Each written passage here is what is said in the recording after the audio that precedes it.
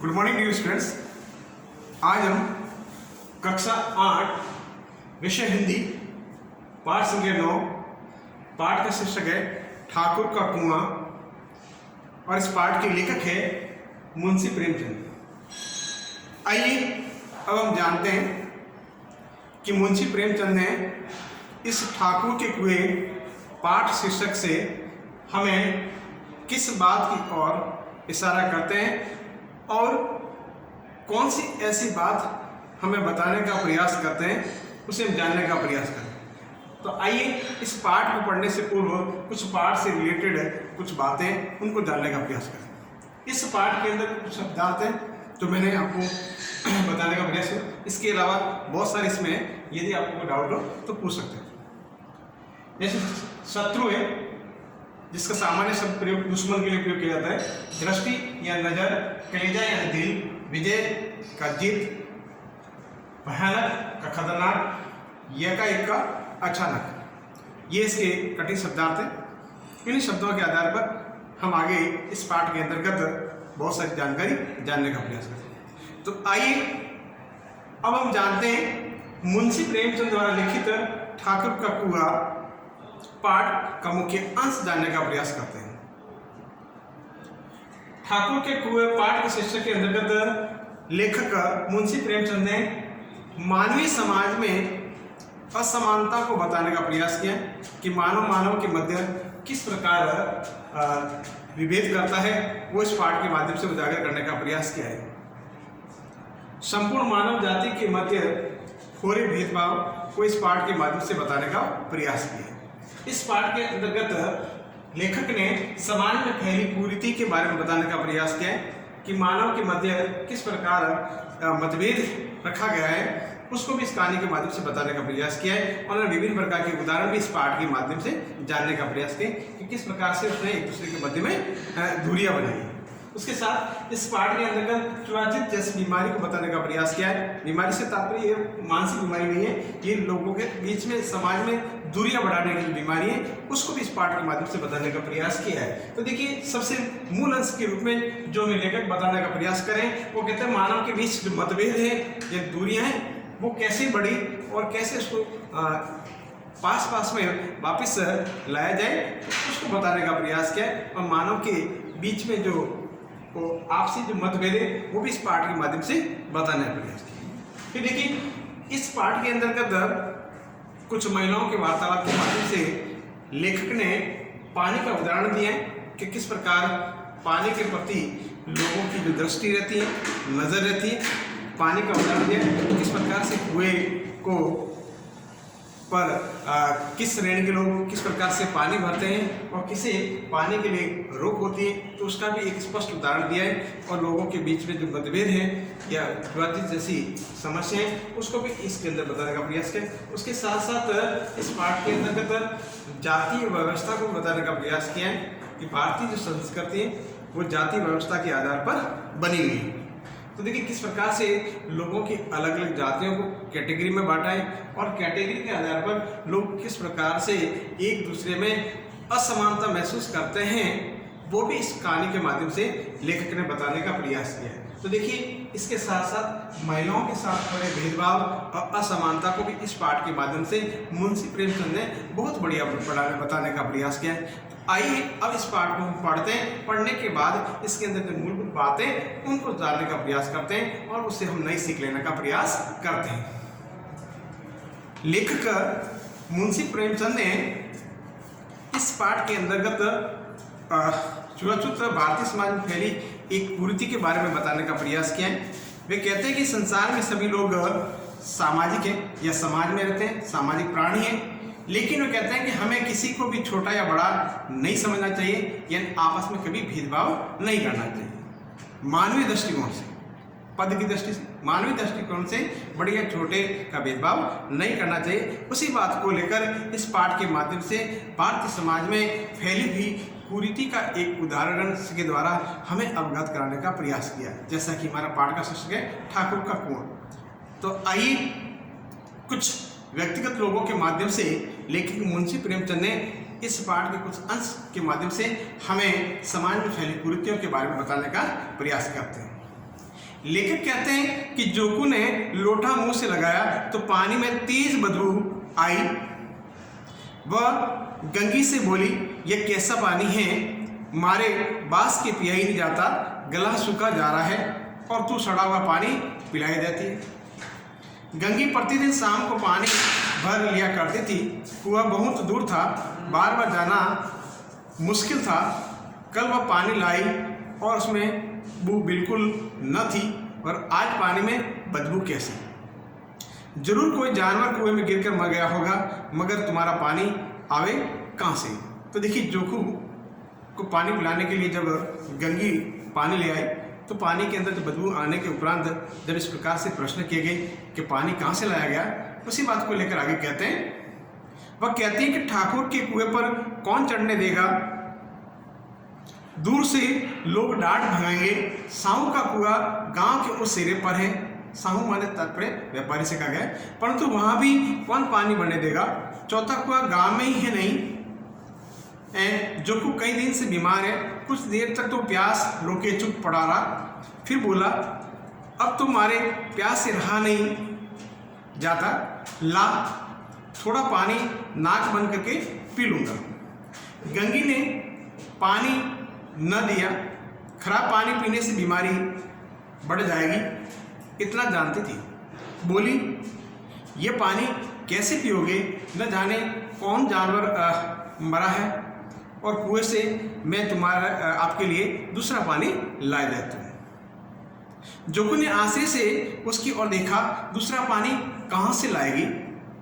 ठाकुर और साहू के दो कुएं तो हैं, क्या एक लोटा पानी न भरने देंगे। हाथ पांव थोड़ा आएगी और कुछ न होगा, बैठ चुपके से।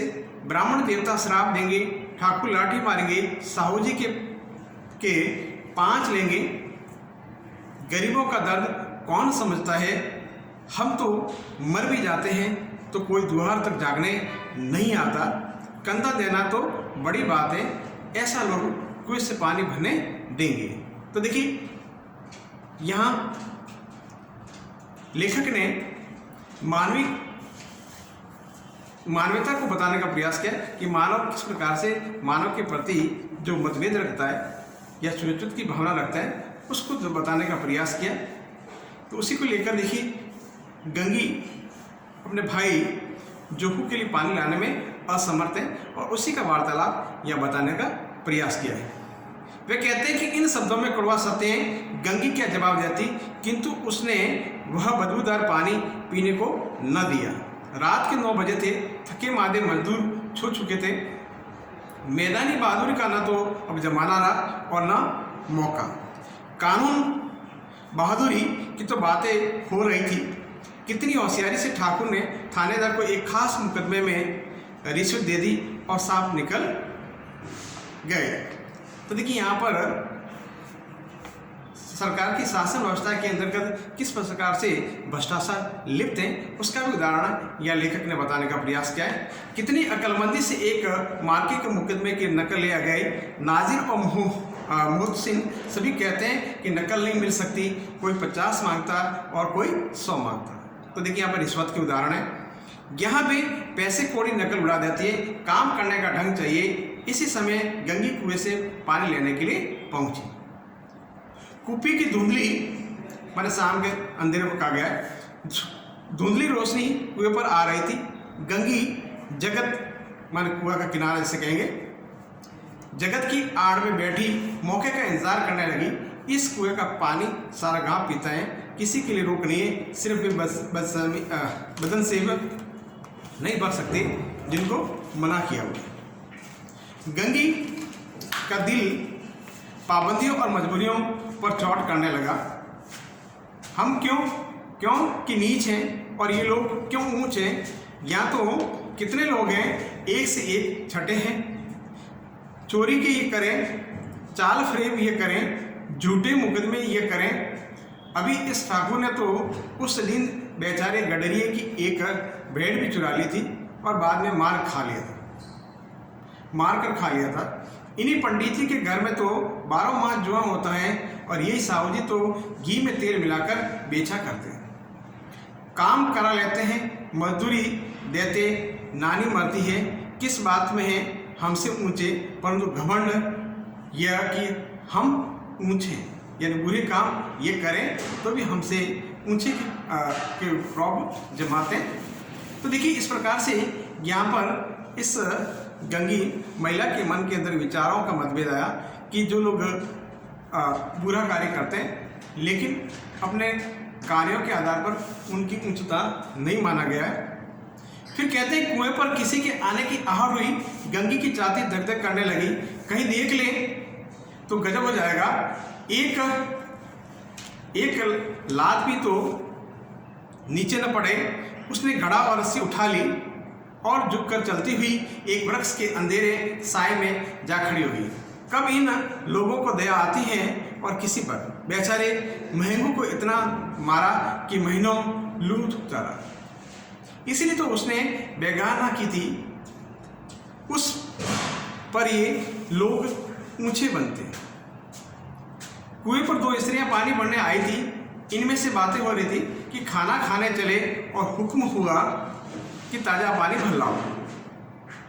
घड़े के लिए पैसे नहीं है और हम लोगों को आराम से बैठकर देखकर जैसे मर्दों को जलन होती है। तो देखिए यहाँ पर महिलाओं के आपसी वार्तालाप कि किस प्रकार से महिलाओं के साथ भी व्यवहार किया जाता है, उसको भी इन पंक्तियों के माध्यम से लेखक ने बताने का प्रयास किया है।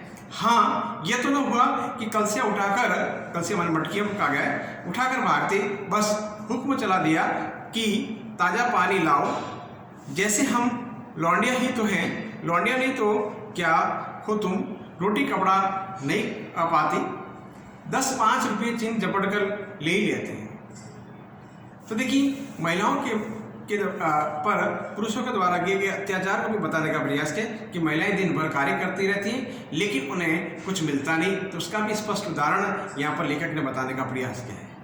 वे कहती है, मत लजाओ दीदी, क्षण भर आराम करने की तो तरस कर रह जाता है। इतना काम किसी दूसरे के घर पर देती, उसमें कहीं आराम से रहती, ऊपर से वह एहसान मानता, यहाँ का करते करते मर जाओ, पर किसी का मुंह सीधा नहीं होता। दोनों पानी भरकर चली गई तो गंगी वृक्ष की आड़ में निकली और कुएं की जगत माने किनारे से कहा गया मैं पास आई और बेफिक्र चले गए थे। ठाकुर भी दरवाजा बंद कर अंदर आंगन में सोने जा रहे थे। गंगी का क्षणिक सूंघ की सांस ली, किसी तरह मैदान को साफ हुआ। अमृत चुलाकर जैसे पानी के लिए कहा गया है, चुरा कर लाने के लिए जो राजकुमार किसी जमाने में गया था वह भी उतनी सावधानी के साथ और समझ बुझकर न गया होगा। गंगी दबी पांव कुएं की जगत पर चढ़ी, यानी कुएं के किनारे पर। विजय का ऐसा अनुभव उसे पहले कभी नहीं हुआ था, यानी कुएं के पास पहुंच गई और कुएं में अपने पानी निकालने के लिए रस्सी के माध्यम से प्रयास करने लगी। उसने रस्सी का फंदा घड़े में डाला, दाएं बाएं चौकसी नज़र से देखा जैसे कोई सिपाही रात को शत्रु के किले में सुराग कर रखा गया हो। अगर इस समय वह पकड़ भी ली गई तो फिर से उसके लिए रियासत की रत्ती भर भी उम्मीद नहीं थी, यानी सजा के पात्र बन जाती। अंत में देवताओं को याद करके उसे कलेजा मजबूत किया और घड़ा कुएं में डाल दिया। घड़े ने पानी में गोता लगाया, बहुत ही आहिस्ता, जरा भी आवाज़ हुई। गंगी ने 2-4 हाथ जल्दी जल्दी से मारे, घड़ा कुएं के मुंह तक आ पहुंचा। कोई बड़ा रहा जो पहलवान भी इतनी तेजी से उसे न खींच सकता, उतना तेजी से गंगी ने पानी ने बाहर निकालने का प्रयास किया। गंगी झुकी कि घड़े को पकड़कर जगत पर रखे कि यका ही मन अचानक ठाकुर साहब का दरवाज़ा खुल गया। शेर का मुंह इससे अधिक भयानक न होगा। गंगी के हाथ से रस्सी छूट गई, रस्सी के साथ घड़ा भी धड़ाम से पानी में गिरा और कई क्षण माने कुछ समय तक वह पानी में हलकोरे हमारे हिलोरे खाता हुआ आवाज़ों के साथ सुनाई देता रहा। ठाकुर कौन है, कौन है? ये ठाकुर साहब। उन्होंने कहा कौन कौन है? पुकारते हुए कुएं की तरफ आ रहे थे और गंगी जगत से माने किनारे से कूदकर भागी जा रही थी। घर पहुंचकर देखा और जोकू लोटा मुंह से लगा वही मेला गंदा पानी पी रहा था। तो देखिए इस पाठ की कहानी के अंतर्गत सामाजिक विडंबनाओं या समाज में फैली कुरीतियों का स्पष्ट उदाहरण इस पाठ के माध्यम से लेखक ने बताने का प्रयास किया है। तो देखिए, लेखक ने संदेश के तौर पर हमें मानवीय विभेदीकरण या मानव के बीच में जो मतभेद है उसको हमेशा कम करने की ओर बताने का प्रयास किया है कि मानव के मध्य किसी प्रकार का भेद नहीं होना चाहिए, क्योंकि मानव से बढ़कर दूसरा कोई नहीं हो सकता। इसी कहानी के संदेश के माध्यम से लेखक मुंशी प्रेमचंद जी हमें बताने का प्रयास करते हैं कि किस प्रकार से महिलाओं के मध्य जो भेदभाव होते हैं उसको भी दूर किया जाए, और मानव समाज के अंदर जो जातीय व्यवस्था है उसके अंदर के किस प्रकार से वर्ण व्यवस्था बनाई गई है, उसके मध्य जो मानव के मध्य जो एक दूसरे के प्रति जो व्यवहार किया जाता है उस व्यवहार को भी यहाँ बताने का प्रयास किया है कि लोगों के मध्य जो व्यवहारगत बातें उनको रखना चाहिए, यानी जब दुविधा में तो उसकी हमेशा सहायता करनी चाहिए। वो पूरा का पूरा इस पाठ के माध्यम से मुंशी प्रेमचंद ने लोगों के बीच में इस संदेश पहुंचाने का प्रयास किया है। और इसके साथ साथ लेखक ने इस पूरे पाठ के अंतर्गत वर्ण व्यवस्था को वापस पुनः अच्छी तरह से लोगों को समझाने का प्रयास भी किया है। तो देखिए, इस पाठ का जो सार है या इस पाठ की जो कहानी मैंने आपको मूल बातें बताने का प्रयास, उसके अलावा भी इस पाठ से रिलेटेड कोई भी आपको शब्दार्थ संबंधी हो या अन्य कुछ बातें हो तो आप हमें इस पाठ के माध्यम से बता सकते हैं। इस पाठ के जो अभ्यास के प्रश्न हैं वो आपको हम व्हाट्सएप पे टेक्स्ट मैसेज के माध्यम से बताने का प्रयास करेंगे।